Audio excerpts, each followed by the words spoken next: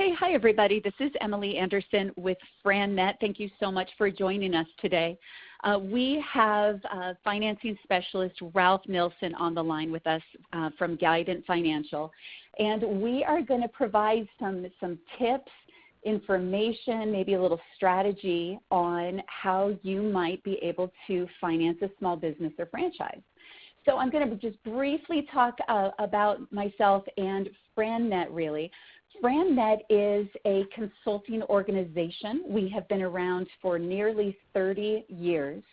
And what we do is we work with some thoroughly screened, vetted franchise businesses. And we have national partnerships with the Small Business Administration, which also oversees two fantastic organizations for those of you exploring business ownership, the Small Business Development Center and another arm of the SBA, which is SCORE. And these are national organizations that provide free small business advising. So if that sounds like something that could benefit you and your entrepreneurial spirit, I certainly encourage you to look up those resources in your local community. And FranNet is what I call the matchmaker. We help aspiring business owners identify the best business opportunities for them, which means what business opportunities will provide the best platform for reaching not only your financial goals, but your personal goals, your professional goals, what's best for you and your family in the long run. And we do this for free. So in other words, it doesn't cost you any more to work with a local FranNet consultant than if you were to do the research on your own. Franchisors actually invest in FranNet associates to help them bring some of their best candidates and their best franchisees. And as you can see, those business owners who have worked with FranNet tend to be pretty successful. If you take a look at this graphic, the best stats that I found as far as getting into small business ownership and staying open and successful in business ownership, about 64% are still open after 2 years, whereas 91% of FranNet-assisted businesses are still open after 2 years. The national average about 50% after 5 years, whereas FranNet-assisted businesses are still open. 85% are still open after 5 years. And 15% of those business owners and franchise owners that work with FranNet become top performers in their brand, which is why we have such great relationships with not only our franchisor partners, but our lending partners as well.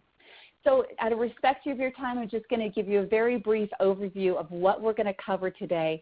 We're going to briefly talk about the real franchise cost, what we're seeing in the market today. And then Ralph is going to dig deep into capital access and common financing strategies. He is really the star of our show today.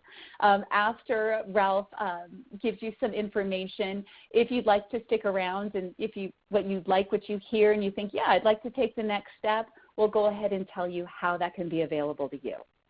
So Ralph, I'm going to talk briefly about the real franchise costs. But for those of you that have questions, Ralph, would you prefer just to be interrupted and answer questions on the fly, or would you ask people to wait until the end of your presentation? Why don't we do this? Let's start with interrupting me, and depending on the volume of questions, we may have to hold them until the end. But let's start with the interaction, because I much prefer to have an active conversation. Excellent. Thank you so much. So everybody, feel free to interrupt Ralph to get the information that you need. And again, if it starts taking up a little too much time, we may start asking people to hold their questions till the end. So quickly, I just want to point out this franchising fact. One of the most common things I hear aspiring business and franchise owners say to me is, Emily, I hear it costs $1 million to open a McDonald's. And it might. But what I want to point out is you don't have to open a McDonald's, and you certainly do not have to invest $1 million to do so. The average initial investment of the franchises that we work with, about 2/3 of those total investments are $250,000 and under. So another common misperception is, well, if I invest less money, am I settling for a less effective business? Absolutely not. Money in does not equal money out. So for those of you on the call with us today, I want to point out that there is really no correlation between the cost of the franchise and its potential return. So for example, service-based businesses can have a very low cost of entry, but they happen to have some of the highest margins. So again, money in does not equal money out. It's really about moving forward in a safe and responsible manner in terms of what investment looks to make the most sense for you and your family. So Ralph, I am going to turn it over to you. And Ralph, if you'd just like to give me a little prompt when you'd like me to advance the next slide, it is all yours. Take it away, sir. All right, I appreciate it. Well, everybody can see the guy with the nice little, what do we call that, the fist pump of how to finance your small business. I don't know where the marketing came up with that graphic, but I do enjoy the energy that it shows. Let's go ahead to the next slide, Emily. And then you can see, Emily's picture is fantastic. Mine's average, but at least you know who you're dealing with.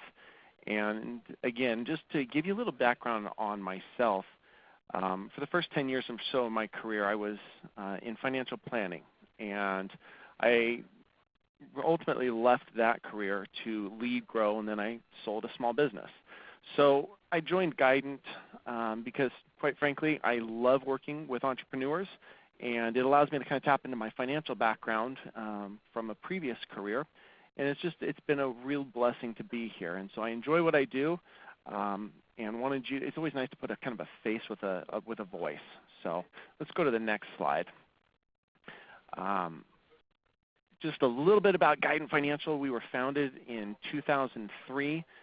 We are up to, I think, about 110 employees. We're based out of Bellevue, Washington. I don't know if most of you probably know where Bellevue is, but we've been here the whole time. So we're a local Northwest company, and we're privately held. Go ahead. We're getting good at this, by the way. I like this, Emily. This is great. So in the last 13 years, and just to give you an idea of kind of who Guidant is, we've helped over 12,000 businesses secure over $4 billion in funding.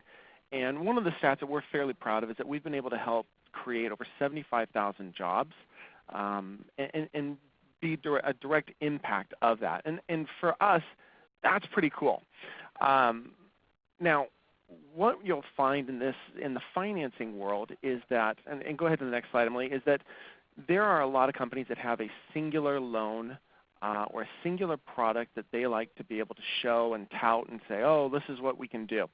And Guidant, instead of taking one product and cramming as many people as we can find into that singular loan product, what we like to do, and I'll go to the next slide, is we like to have multiple products. We try very, very hard to identify loans, strategies, ways of financing that are varied, that will not all of them will fit. And so when I talk to people, I'll often ask a lot of questions about where they're at financially, because certain options fit. For example, if you've got over $100,000 in stocks, bonds, mutual funds outside of a retirement account, then a portfolio loan is something we should definitely take a look at. But if you don't have at least $100,000 in that kind of an account, let's not spend any time on it because it's not relevant. So that's just an example of one of the products, one of the strategies that we utilize. Now, today I really wanted to spend our time talking about two strategies that tend to have almost universal appeal to people. And I'm going to focus our time talking about SBA loans and 401k rollovers. So let's talk about that 401k rollover, what that is and how that works. So on the next slide, it says Rollover for Business Startups. Now the acronym for this in the industry is called ROBS. Now that's not my acronym. That's not Guidant's acronym. That is an acronym from the IRS marketing department, who frankly should be shot, because I don't know who came up with that idea, but it's a horrible acronym. But that said, that's what it's called. Now, what is great about it is that you're able to actually invest 100% of your existing retirement funds into purchasing a business. Now, typically, the mindset is, well, hey, I've got to actually, if I have a 401k or an IRA or any other pre-tax savings account, I have to cash that in. So if I have, again, I'm going to use real easy numbers, $100,000, I have to withdraw that money. Well, when I withdraw it out of a pre-tax retirement account, I get hit with taxes on it. I'm going to pay anywhere from, 28 to 33%, depending on what my income is. So a third of it is wiped out immediately, and then if I'm under age 59 and a half, I've got to pay a 10% penalty. Well, I don't want to do that, and so most people they don't look at retirement accounts as a way to fund the purchase of a small business. Now, in 1974, the ERISA laws changed the landscape of business investing in the way businesses invest in retirement accounts, because all of a sudden that law allowed individuals to contribute more into the 401ks, and businesses did not have to offer pension plans.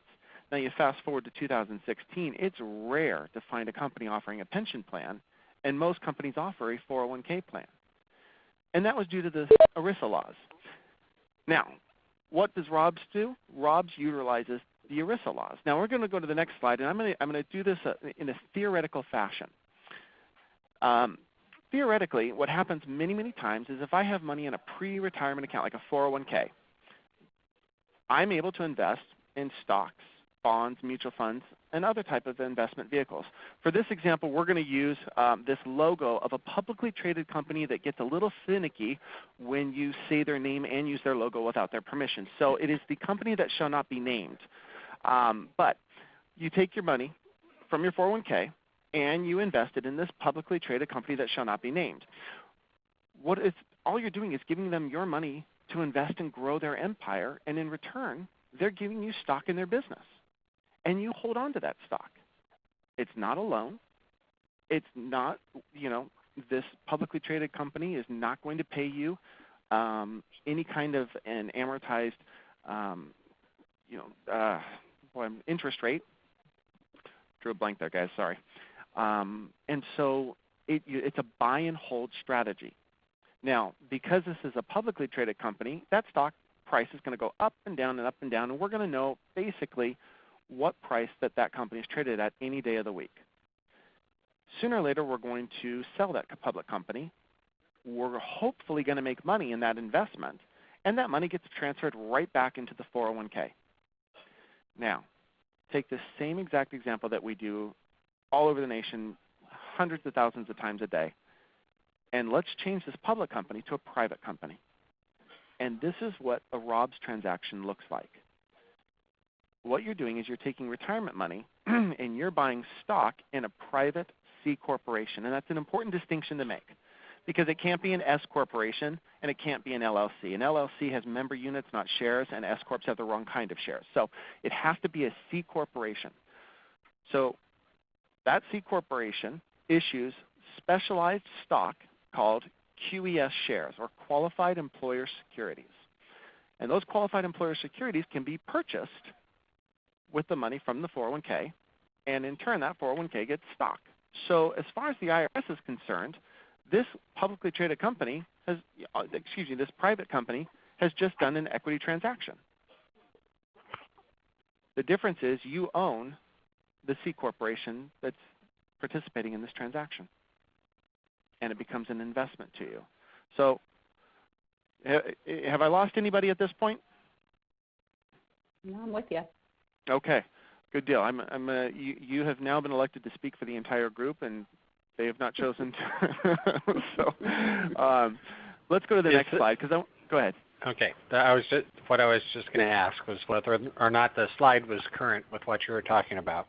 So it is. Let's go to the next slide. I'm going to take you through really just in a very, very high-level fashion how this strategy works. Okay. So a new corporation is formed. We create a C corporation for you. Now, we can be real generic and call it, let's call it Emily Corp, just in honor of Ms. Anderson here on the line here. So Emily Corp is formed. It's filed in the state that you live. An EIN number is assigned to it. It's a fully registered C corporation. Once that's done, let's go to the next slide, and we create a 401k. So we create a brand new 401k with all the proper elections, and that is ready to go. Now we've got a new corporation, a new 401k, and then we take the existing retirement plan assets, go ahead, and we roll them into the 401k. Now, what happens? With that 401k that we've newly created, we buy the QES shares in the new corporation, Emily Corp. Go ahead and hit it, Emily. I'm going fast, and I do apologize for the speed at which I'm going. But that new corporation, yep, you're good right there. Okay. So now that new corporation has cash in it. That 401k has stock in the new corporation. And that new corporation, Emily Corp, goes out and can buy a business or a franchise or there's all sorts of options. We found that many people love this idea of being able to use the retirement funds to purchase a business. And it's done not as a loan, but as an investment. So there's no repayment schedule. You don't have to make a monthly payment back to your 401k. All right. If you want to unravel this, what do you have to do? Well, you have to do a buyback of the shares that the 401k owns. So the new corporation would buy back the shares from the new 401k. We can dive down into the rabbit hole a little bit and go off into the weeds, but more than anything, I just wanted to give you a flavor of how this works, and we can definitely tailor it to your individual situation, but overall, this is a pretty cool strategy. Now, because we're utilizing and kind of tiptoeing through the ERISA laws here, we have to make sure that this is done correctly, and there's a few things that are required by the IRS. Let's go to the next slide and talk about a few of them. First, you've got to be an active employee of the business, which means you've got to work at least 20 hours a week, okay, on average. Now, there's no one who's going to be asking you for a timesheet, but you want to keep things as legal as possible, and so you want to be sure that you are working about 20 hours a week. Now, anybody who's ever owned a franchise will tell you to work 20 hours a week on your franchise is not going to be a difficult task. Especially initially. Second, it's got to be an operating company. If you, what they're trying to do, quite frankly, is the IRS does not want you to take and roll money out of your 401k and go and buy the really cool parts for the new hot rod that's in your garage, and you become a weekend warrior using your 401k to fix up your hot rod, and you call yourself a repair shop. That's not going to work. So what we want to do is we want to make sure it's an actual operating company, and any franchise that Emily would share with you would be considered an operating company. Third, as much as I would love to everybody to make $500,000 a year, unfortunately, you've got to be able to justify with reasonable compensation. And so, based upon how much money the company is making, based upon like titles, you can determine reasonable compensation. And like most words, reasonable is in the eye of the beholder. So the way I like to look at it is, can it pass the giggle test? If you can stand in front of an IRS auditor and tell them what you make and show them why you make that without giggling, then it's probably reasonable. And then the final one is it's got to be an active 401k plan. So this will actually provide a benefit for your new company in that employees, when they meet whatever standards you set, can actually participate and put away into retirement in a 401k plan, as can you. You just have to meet the same requirements that you have for the employees, such as they've got to work for the company for at least 3 months, and they've got to work an average of 30 hours a week or more. Those are the kind of stipulations that in corporate America most 401k plans have. And so, again, it's got to be active. We encourage you to participate in it and put away money for retirement. I'm going to put a pause here real quick. Does anyone have any questions at this point in time on kind of what we've talked about? Hi, this is... Hello? Oh. Go ahead. Ladies first. Okay, thank you. So to actually buy a franchise, say for instance, the franchise is $200,000, and I would want to transfer my old 401k into this new 401k plan, and basically use the cash to out of the new plan. Is that what you're saying? So, great question. So, what you'd want to do is first off, you and I would want to have a conversation offline because we would want to set up a corporation and a new 401k first, and then, and let me qualify this. If you are currently working for the company that the 401k plan is with, chances are they're not going to allow you to roll that money out of there. Yeah. Okay? So if you've already left the company, or if they have that provision, then you would roll the money from your company into the new 401k plan that we would set up. That new 401k plan would then buy the stock in the new corporation. And so it's 2 steps, but I think you got the general idea of exactly what it is we're trying to do. Okay. And then, yes, with that corporation, we would then purchase the franchise. Gotcha. Yeah. Great question. Sir? Thanks. Just, I guess it's 2 questions. The first one is, so when I left my former company, I did roll my 401k over into an IRA. Is that is an IRA qualify under this kind of transaction structure? And secondly, what are the typical transaction fees associated with setting this up? Great question, both of them. So, and he's not paid and part of the team. First, let me answer the first one, okay? It is, an IRA does qualify. In fact, IRAs and 401ks are the 2 most common. There are some other structures that are less common, but the big key to remember is that if you've put the money away and not paid taxes on the money, then it usually counts, almost always. A Roth IRA does not work.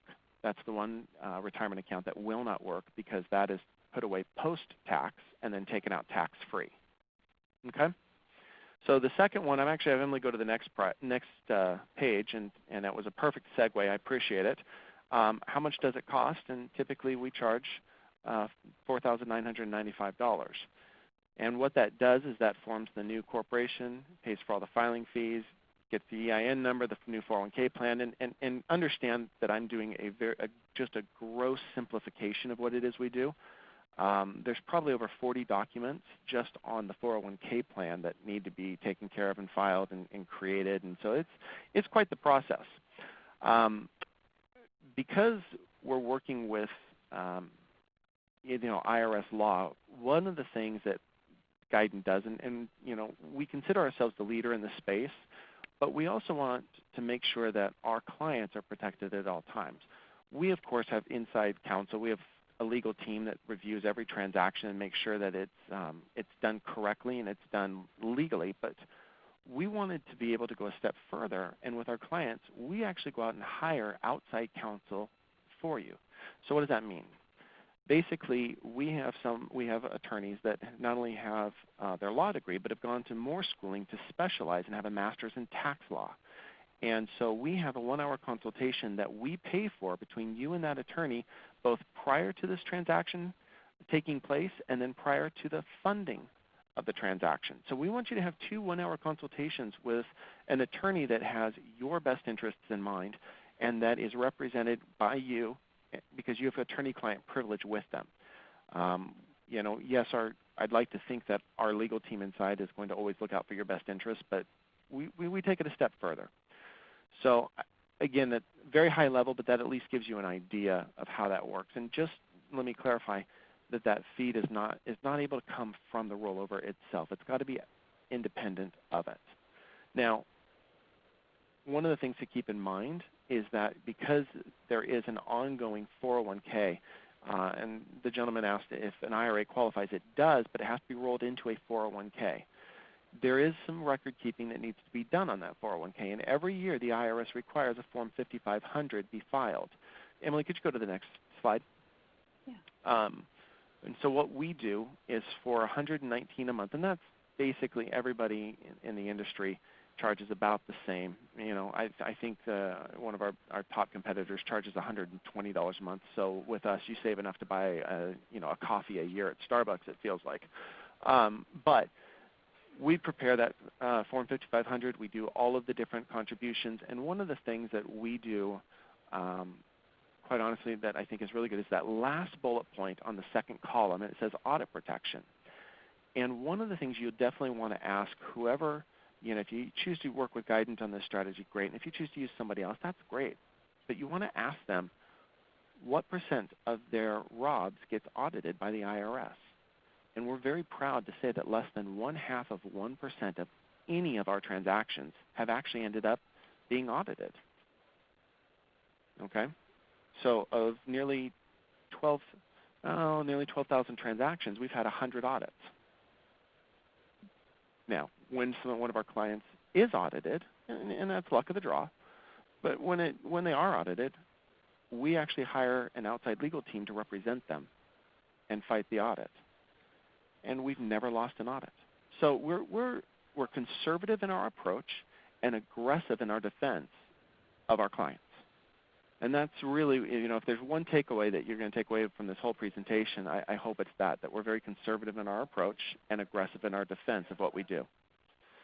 Now, what I'd like to do, in the interest of time, I'm going to actually go to the next slide. And a lot of people ask, why do I look at something like a ROBS? And when you compare what capital costs, what does money cost when I borrow it? I just wanted to compare a couple different strategies that are used. And ROBS being the first one, and of course that's taking into account that nearly $5,000 fee. And for 10 years, you're paying $119 a month. Well, that's what your total payments equate to. The next thing I'm going to talk about is an SBA loan. And SBA loans are typically anywhere from 7 to 10 years. We like the 10-year length of time. But the SBA 7A loans, and just so you know, we don't like a lot of the fancy-dancy marketing terms. You're going to hear SBA Express. You're going to hear, all sorts of crazy, names that people have. And it's just a pretty marketing wrapper around a basic 7A loan. So we just call it what it is, a 7A loan. But the interest rate on those is about 5.75 to 6.25%. So over 10 years, that yellow line represents the amount of interest that you're paying over the total payments and the life of the loan. A HELOC is typically for 20 years, and a cash-out refi is typically for 30 years. So it gives you an idea of the length of time on these things and what the total payments are. When you're able to self-finance, and that's what the ROBS strategy allows you to do, you're really able to save quite a bit of money, especially when you look at it over time. Now, one of the other things that a lot of people look at is an SBA 7A loan. I'm going to make a transition here to talk about SBA loans, but I think it's important when I make that transition to talk about the reality of how difficult it is to get a loan for a business here in the United States. Because we hear that cash is freeing up, the stock market's rocking and rolling, but statistically less than 50% of all the businesses that applied for capital received it. And even more discouraging is that when you look at the percentages of those who try and apply for an SBA loan. SBA stands for the Small Business Administration. It's a government entity that actually guarantees loans to banks. So, for example, if a bank says, I'm going to loan you $100,000, the SBA comes in and says, we will guarantee, if that loan is in default, anywhere from 75 to 85% of that loan. Oh, hey, wow. The bank loves that. So they're like, hey, I only have to be on the hook for anywhere from 15 to 25% of the full loan amount. Now that's a good deal. With that guarantee comes certain requirements. So the banks want to make sure that they avoid having a lot of defaults. And by the way, it's common knowledge that banks love to lend money to people who don't need it. The reality is that with the SBA loans, these loans guarantee some of the riskiest loans banks will undertake, which is brand new business owners. And so what people typically do when they want to get a small business loan is, let's go to the next slide, Emily, is that they will actually go to a bank. And that's the building with all the columns in the circle at the top.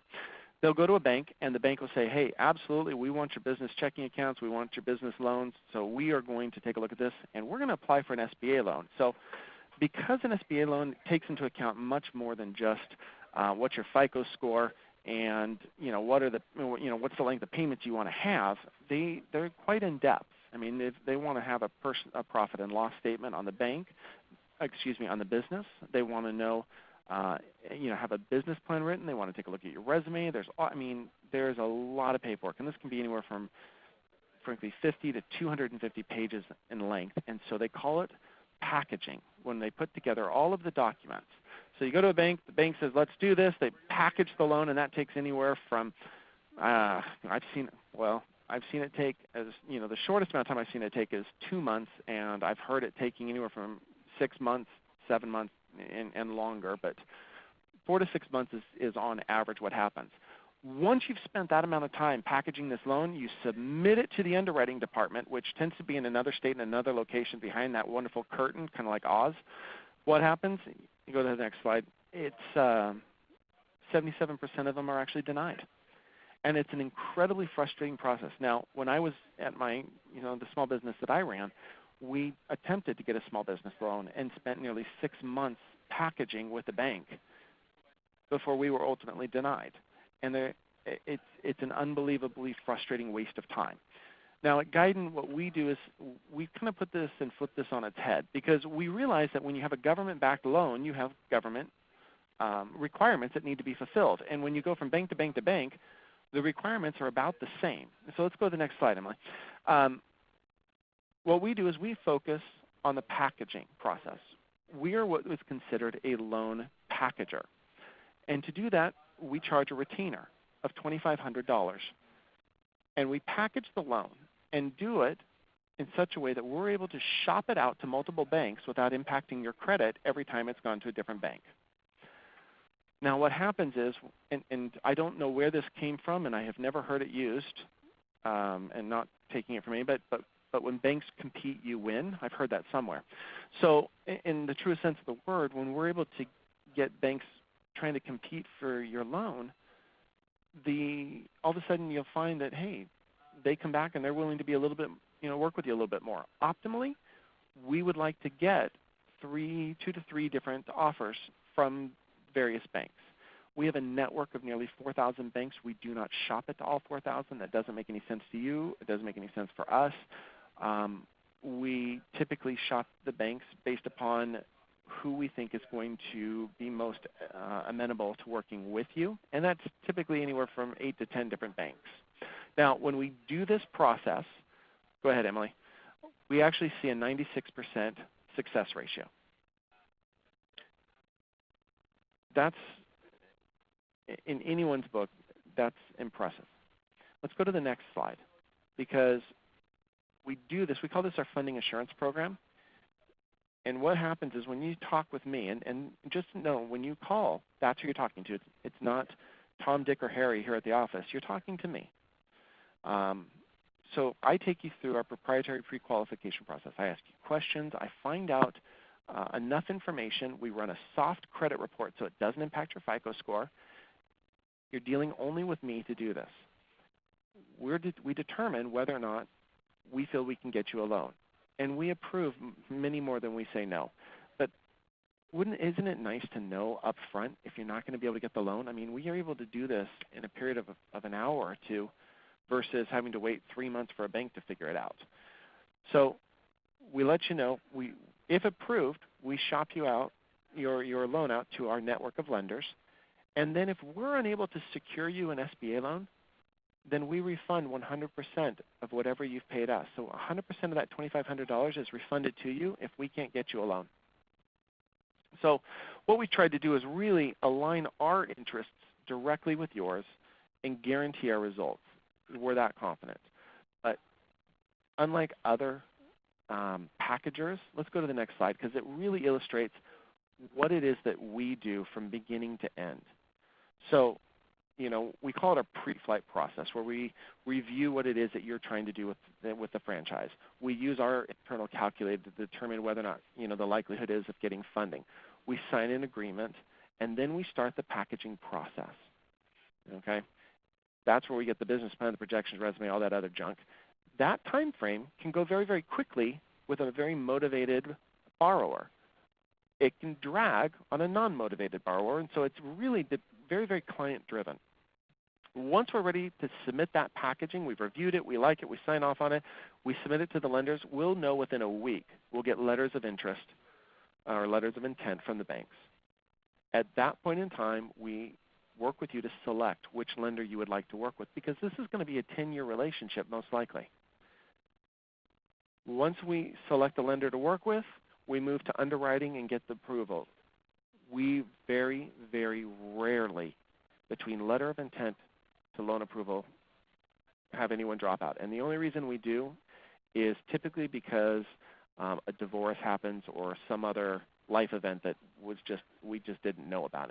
And when that happens, we still will refund the money simply because it's the right thing to do, and we were not able to secure that loan. Once underwriting is complete, and that can be anywhere from 48 hours to 4 weeks, depending on the bank that you choose, we will then work with you to get all of the different conditions of closing and get that loan closed and a funding schedule. They're not going to hand you a check, but they will hand you an initial check of costs that you've covered, and then they will go down the line and basically pay a contractor if you've got to do a build out, et cetera. It just goes down the line. The one thing to remember is that when you're doing an SBA loan, they are going to ask you to have some skin in the game. Okay? You'll hear all sorts of different amounts. What we have found is that you're going to pay anywhere from 20 to 30% as far as an equity injection goes, and it's more likely than not it's going to be 30%. We fight hard for the 20%, but the reality is, I'd rather tell you the worst and then surprise you with the best. Let's go to the next slide, because a lot of people go, well, where am I going to come up with that equity injection? And that's where you can actually take and utilize that ROB strategy to come up with the equity injection needed to help pay for the loan and your portion of it. So there's a fun way we can actually do a combination. Okay? Now, I've talked quite a bit of time. Emily, if you would do me a favor, let's go through. We're just going to blow through 2 slides and hit the 3rd slide. Sure. So we're not going to. Portfolio loans, we're going to go real fast. What it does is if you have a lot of investments, it allows you to keep those investments in the stock market. Okay, and then take a loan against them, anywhere from 60 to 80% of the balance. You're going to pay an interest rate of anywhere from 3 to 5%. Interest only, and it works as a line of credit. So if you think about it, if I have $100,000 worth of stocks, bonds, mutual funds, whatever, and I can borrow, let's say $75,000, my interest rate's 4%, but my stocks, bonds, and mutual funds are growing, $100,000 worth of them are growing at 4%, I'm actually making money. So it's a really, really interesting way of utilizing a portfolio without having to sell any of the underlying stocks, bonds, mutual funds, and to leverage them to be able to invest or have cash available to finance a business. Very, very quick funding, no underwriting, and 0% interest for the first year. There's no management fees of the funds, and yes, you can still trade in your stock market accounts. So let me just do a quick recap. Let's go to the next slide, Emily. Mm-hmm. And basically, those are the 3rd column, unsecured financing, we did not talk about today. It's not something I do very frequently. It's for lower amounts, and it's got basically a high interest rate after a year or 2 introductory, low introductory rate. So we use it very, very selectively. But by and large, we wanted to give you an idea of what the funding amount was, right? 401k rollovers, whatever is there, you can use up to that amount. Understand you can do a partial rollover or a full rollover. SBA loans, the lowest amount you'll want to do is about $75,000. They really start to, have a lot of banks look at them at that $150,000 level, but they're very, again, very, very common. Term, time to fund, what the approval time is, any fees that we charge, we're very transparent about. Ongoing fees, what they are, what those payments would be on the loan, or the rollover is obviously just the record keeping.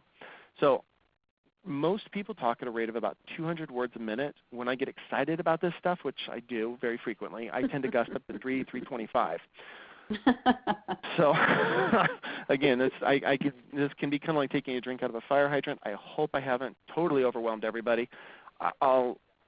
Emily, I'm going to turn it over to you. We can open it up for questions. I'm happy to answer questions, but I'm going to let you drive it from at this point. Thanks. And just so everyone knows, you will be able to access this recording as well. We'll go ahead and send it out to you if you'd like to revisit any of this information. But now is the time if you want to reach out to Ralph if you had any specific questions. If there are any specific slides you'd like to revisit, I'm happy to coordinate that as well. So I'm going to turn it over to the audience. Hey, Emily, this is Gary. I have a couple questions. Great. Hi, Darren. So hey, Ralph. Yeah, thanks for going over this stuff, first of all. But secondly, back on the ROBS arrangement, I had a couple questions there. One is, what is a typical turnaround time from start to finish to get something like that in place? And then secondly, does it matter what type of company you set up? Okay, great question. Corporation or partnership or LLC, something like that. Yeah, so let me answer it backwards. It is important. It has to be a C corporation. Okay, unfortunately, it's not legal to do it with an S corp or an LLC. Okay. Okay, so it has to be with a C corp, and it has to be done. The retirement account has to be done with a 401k. So that was an easy one to answer. The turnaround question is a little bit more difficult because with highly organized and very, very motivated individuals, we can do this in a week, maybe less. Our average is just under 3 weeks. I always tell people, start this process 4 weeks before you feel you need the money. That's the safest way to do it. And so again, it's the answer is kind of all over the board. I hope I gave you at least a good idea of how long it takes on average to do this. Yeah, that gives me a ballpark. Thanks. Yeah, great question.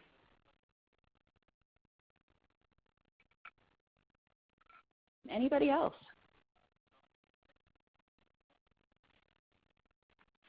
Maybe our heads are spinning, Ralph. Yeah, it's funny. We're going to take a sign of the resounding silence as a good thing. Yeah. Here's what I Ralph, typically. Go ahead. Go ahead. Oh, I was just going to. Let's do this one more time. I was just going to say, I typically find once you've had a chance to think about this a little bit, Emily's great. She can answer some of the questions. You're more than welcome to reach out to me. Happy to talk on a very individual basis. Sometimes we're not comfortable sharing all the details in a public forum such as this, but I'm definitely available. Thank you, Ralph. That's exactly what I was just going to ask is if people could reach out to you one-on-one if needed. So yeah. Along with the link to the recording, I will make sure that anyone who registers for this will have your contact information as well. Great. Okay, so moving on, I'm guessing you heard about this webinar through your local FranNet associate. Again, we do not sell franchises. We're here to help you decide how and if to move forward in business ownership and make sure you have access to the most reliable information and resources as you navigate the waters. So as we move forward and you're exploring business ownership, one thing we always like to remind our clients is to separate the function of the business from the function of the business owner. And that's something that your FranNet associate, myself, Ralph, we can kind of help you out with. Now, looking at the list of people that are joining us today, I actually recognize a lot of names, and I think some of you are maybe in the middle or toward the latter end of this 4-step research process. Maybe you are already speaking with franchisors and franchisees. Maybe you already have one or two that you've narrowed down. For anyone on this call who is not in process but might like to start exploring business and franchise ownership a little bit more in depth, the next step would be to do what we call building your business model. And what that looks like is to meet with your FranNet consultant and to start talking about your specific business preferences, but also to complete our online assessment, which is what we call the PFA, the Personal Franchise Assessment. It's a very simple survey that you can do online, and we will be providing you with a link so you can access it at your convenience. We will get the results and forward them to you in an 11-page report and follow up with you to discuss the findings and identify next steps. So again, this is Emily Anderson with FranNet. Ralph, thank you so much for providing so much information in a clear and coherent manner and for making yourself available to people on today's call. I really appreciate the invitation. Yeah, thank you. And one last ditch effort, if there's anybody sitting out here with any questions. Oh, I see a question. Will the slides be available? Great question. We will not be distributing the slides, but we will be distributing today's webinar, so you'll be able to see the slides and hear the audio together. So that was the question that was entered in the chat box. Any other last questions before we go today? Okay, well, thank you everyone for your time and attention, and as always, we are here to help you move forward in a safe and responsible manner in business ownership. Ralph, thank you so much. I hope everybody has a great day. Thanks, Emily.